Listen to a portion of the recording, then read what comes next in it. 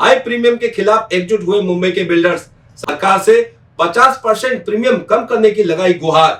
सांसद गोपाल शेट्टी ने समर्थन करते हुए कहा कि प्रीमियम कम का फायदा सीधे जनता को हो। नमस्कार, मैं आपका होस्ट और दोस्त सुनील शर्मा स्वागत करता हूं महाचर्चा महासेवा के साथ। एमएनएस मीडिया न्यूज सर्विस एवं महासेवा न्यूज की इस खास पेशकश में हम आज चर्चा करेंगे मुंबई में सरकारी हाई प्रीमियम पर लगे लगाम। हाई प्रीमियम की वजह से मुंबई के प्रॉपर्टी के रेट हाई फाई, जहां अफोर्डेबल हाउसिंग मात्र सपना। और चौंकाने वाला आंकड़ा यह है कि बेंगलुरु का प्रीमियम रेट 47 गुना करेंगे तो मुंबई के हाई प्रीमियम तक पहुंचेंगे। उसी तरह हैदराबाद से 50 गुना ज्यादा और देश की राजधानी दिल्ली एनसीआर से 25 गुना ज्यादा प्रीमियम वसूला जाता है मुंबई में। और यह आंकड़ा बिल्डरों की प्रमुख संस्था क्रेडाई एमसीएचआई की रिपोर्ट से है, जो बड़े अध्ययन व रिसर्च कर बनाई गई है। और इसीलिए 50% प्रीमियम परमानेंट डिस्काउंट की डिमांड पुरजोर पर है। हमारे साथ मुंबई की हाई प्रीमियम पर बात करने के लिए मुंबई से कई हस्तियां जुड़ी हुई है। बिल्डर एसोसिएशन ऑफ इंडिया के आनंद गुप्ता, क्रेडाई एमसीएचआई के research convener doctor advocate Harshul Savla, बीएटा के भूतपूर्व अध्यक्ष तरुण भाई मोटा और नॉर्थ मुंबई के सांसद गोपाल शेट्टी। सबसे पहले हर्षुल सावला जी और आनंद गुप्ता जी, आपकी डिमांड क्या है? हमारा ये मानना है कि ये जो बॉम्बे के रेट इतने हाई हैं, उसके पीछे जो एक बहुत बड़ा महत्वपूर्ण कारण है वो है गवर्नमेंट का greediness, particularly state government of Maharashtra, Bombay municipal corporation की। उनको ये एक बहुत बड़ा उन्होंने अपना रेवेन्यू का जरिया बनाया है।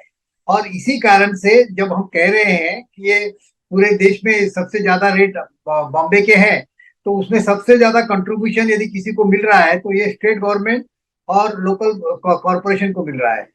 तो यदि वो चाहते हैं कि लोगों को घर अफोर्डेबल रहे, लोग इजीली शहर में आके रह सके, तो सबसे ज्यादा है कि ये जो 17-18 प्रकार के प्रीमियम्स हैं उन सबको कम किया जाए और कम से कम 50% किया जाए, मिनिमम, ज्यादा नहीं तो 50% तो मिनिमम किया जाए। सो हमारी डिमांड ये है कि 50% प्रीमियम का रिडक्शन होना चाहिए। और ये 50% प्रीमियम का रिडक्शन का हमारा मानना है डायरेक्ट बेनिफिट होम बायर को जाएगा। आज बहुत ही ओपन मार्केट है जहाँ पे डिमांड, सप्लाई, डेटा सब कुछ अवेलेबल है सोशल मीडिया पे। तो इस जो भी रिडक्शन का कॉस्ट बेनिफिट रहेगा वो सीधे सीधे चले जाएगा कंज्यूमर को और अल्टीमेटली अफोर्डेबिलिटी बढ़ेगी। और ये 50% कोई एक पर्टिकुलर स्कीम या एक पर्टिकुलर पीरियड के लिए नहीं होना चाहिए, ये सारे रियल एस्टेट प्रोजेक्ट पे होना चाहिए। और हमने ये एक मेन डिमांड की है जिससे हमें लगता है कि ओवरऑल इंडस्ट्री में बहुत प्रभाव पड़ेगा। हर्षुल जी, मुंबई की प्रीमियम दूसरे शहरों की अपेक्षा कई गुना हाई क्यों है? ये बहुत ही एक उम्दा प्रकार की स्टडी हुई थी, बहुत एक्सटेंसिव थी, जहां पे हमने हाईलाइट किया है कि मुंबई में 36 विभिन्न प्रकार के प्रीमियम लिए जाते हैं, 36। तो प्रीमियम की भी कैटेगरीज में ये मुंबई हाईएस्ट है। कोई भी सिटी इतने सारे प्रकार के प्रीमियम लेती नहीं है।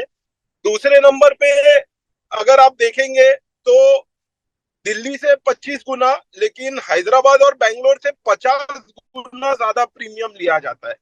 और इसका सीधे सीधे असर आता है मुंबई, जो इंडिया की फिनेंशियल कैपिटल जिसे बोला जाता है, उस पे एक प्रकार से प्रभाव आ रहा है। बेंगलोर, हैदराबाद और एनसीआर जैसे शहर आज आगे बढ़ रहे हैं, जो किस्म से उन्होंने तरक्की की है।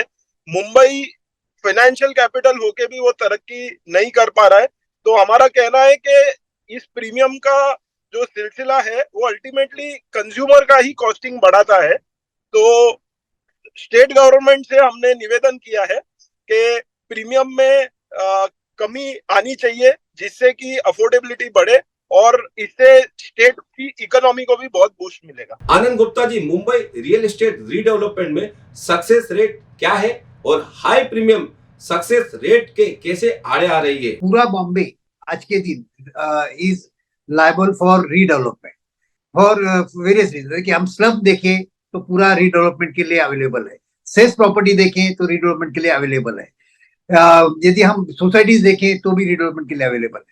लेकिन इन सब के बावजूद भी सक्सेस रेट, अब यदि हम 1 by 1 देखें तो 95 से लेके 2023 तक अभी तक जो स्लम हुए हैं उसका सक्सेस रेट सिर्फ 8% है। सेम वे सेस प्रॉपर्टी का ये मतलब ये success rate in last 35 years. अब 35 ईयर्स में 8% सक्सेस कुछ भी सक्सेस नहीं होता है, जो हालांकि सेल्फ फाइनेंसिंग प्रोजेक्ट है उसके बावजूद भी सक्सेस नहीं हो रहा है। तो और सिमिलरली सेस प्रॉपर्टी यदि इतना सही बात कर रहे होते तो अब तक खाली 1500 बिल्डिंग के रीडेवलपमेंट हुआ है आउट ऑफ द 18,000 बिल्डिंग, वो भी 7-8% से ज्यादा नहीं हो रहा है।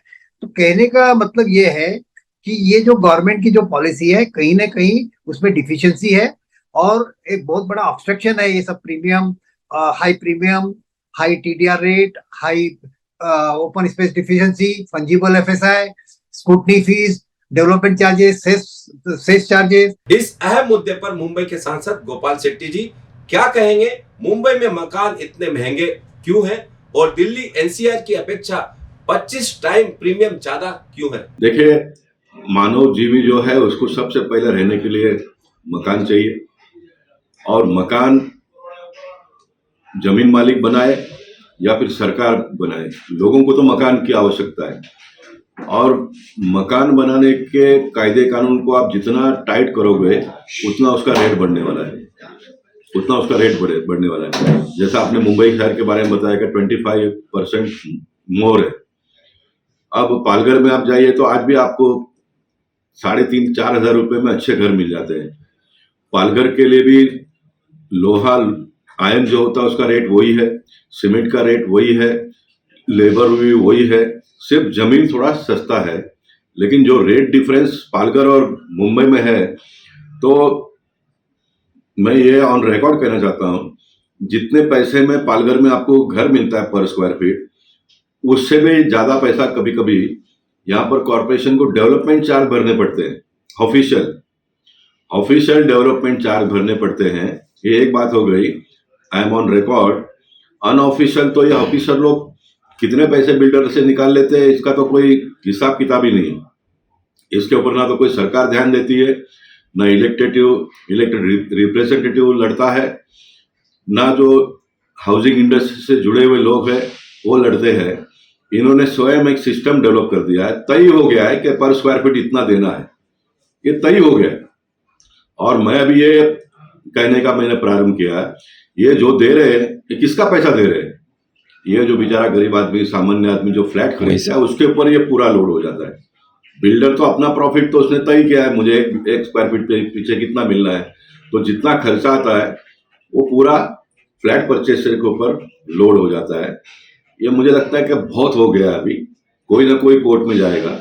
मेरी आवाज को सुनकर कोई वकील से मैं निवेदन करूंगा, वकील लोगों का एक पेशा है, पॉलिटिशियन का एक पेशा है, वो ऑफिसरों का एक पेशा है, सबको भगवान ने अलग अलग काम दिया है। सब काम जो भी करते हैं उनका सबसे बड़ा प्रायोरिटी है कि लोकशाही में जो आपके सामने ह्यूमन है उसको मदद करना है। उसके बाद में फिर आपका जो भी चार्जेस लगता है उससे आप ले लो, उसमें कोई प्रॉब्लम नहीं। मुंबई शहर में बहुत सारे वकील हैं जो पीआईएल करते हैं, जो गरीब लोगों को मदद करते हैं, निःशुल्क मदद करते हैं। 50% प्रीमियम की डिमांड पर क्या कहेंगे? देखिए, 50% का तो एक सिस्टम गए बार डेवलप हो गया, इसलिए हम 50% को बोलते हैं। वाई 50%? अगर 60-70% भी करना हो तो करिए, लेकिन ये सारा लाभ बिल्डर के जेब में नहीं जाना चाहिए। लाभ सामान्य लोग जो है उसको मिलना चाहिए, उसको मिलना चाहिए। पेटा के भूतपूर्व अध्यक्ष रहे इंजीनियर आर्किटेक्ट तरुण भाई मोटा हमारे दर्शकों को बताइए कि मुंबई में प्रीमियम का बैकग्राउंड क्या है और इतनी हाई प्रीमियम कैसे हुई?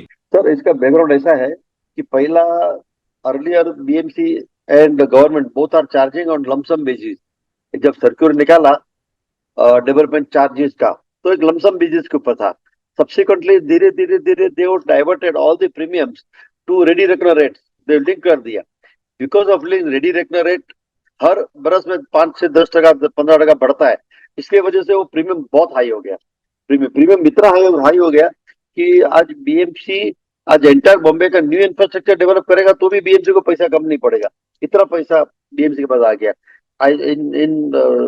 कभी मैं लास्ट टाइम किधर पढ़ रहा था कि BMC is having 84,000 crore deposits today in last 10 years only because of out of this premium. And more over बहुत प्रीमियम ना डबल है बहुत। सब for example development charges they recover, development charges के ऊपर again they recover the product cost of sewer line, water line, street light.